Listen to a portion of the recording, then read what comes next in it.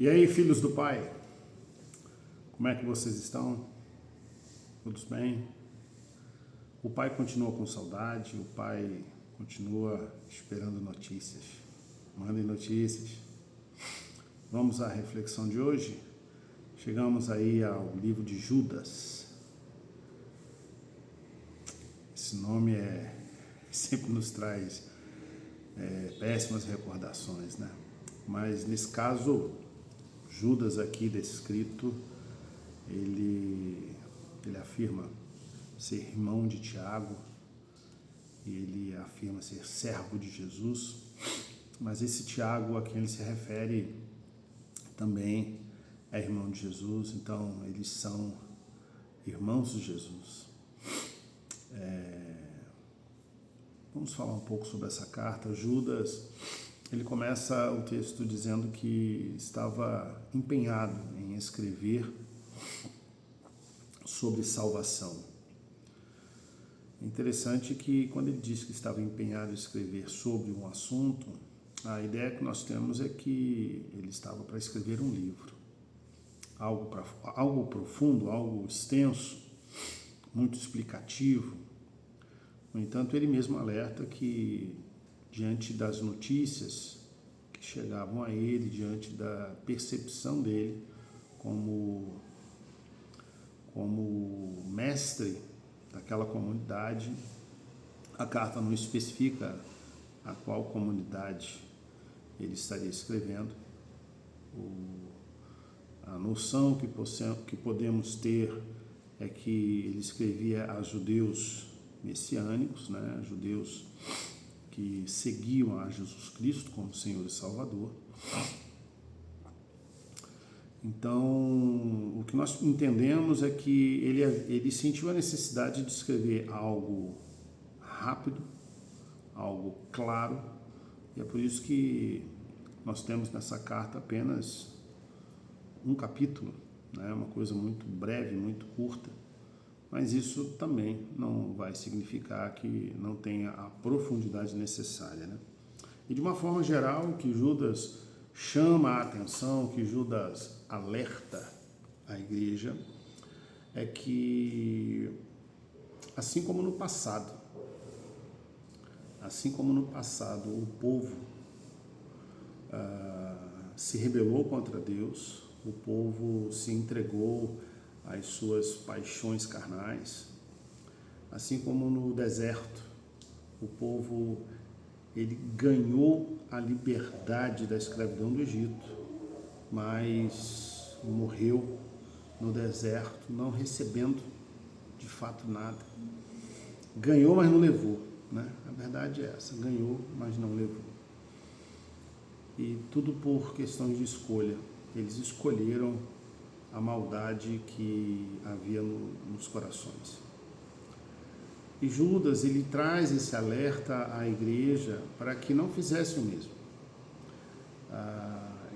Ele traz o alerta de que era preciso estar atento ao que estava acontecendo no meio da igreja, porque falsos mestres, falsos profetas estavam infiltrados na igreja, corrompendo a visão, corrompendo os usos e costumes.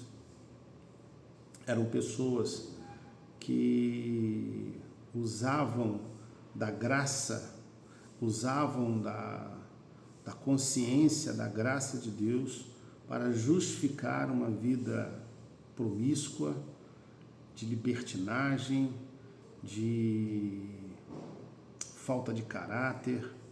Então Judas ele traz na sua carta um grande alerta à igreja, e essa carta se torna uma carta de alerta para os nossos dias.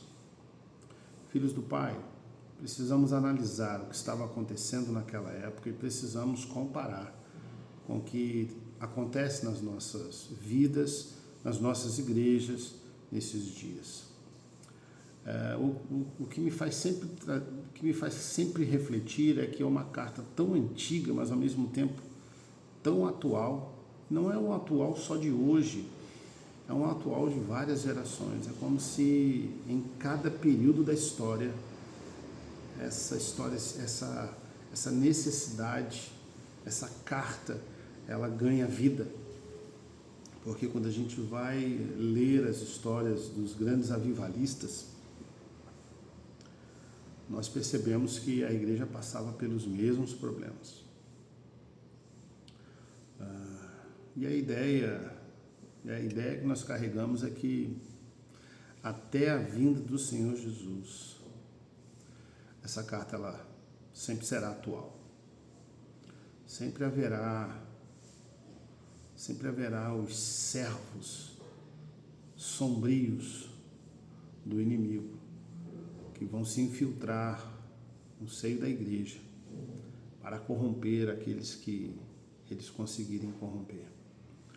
Mas essa carta, ao mesmo tempo que instrui e apresenta quais são os alicerces com os quais a igreja precisa estar fundamentada, essa carta ela desperta em nós também nos dias de hoje, que nós devemos estar atentos a esses alicerces. Então a gente quer separar aqui o que Judas escreveu. A comunidade de Jesus, ela precisaria estar firmada. Olha só o que ele diz aqui, versículo 20, ele diz assim, olha, mas vocês, meus amados, edificando-se na fé santíssima que vocês têm, primeiro, fé, e a fé santa. Não é aquela fé corrompida, né? Baseada só no pensamento da graça e usando a graça como um estímulo a fazer o que quiser, né?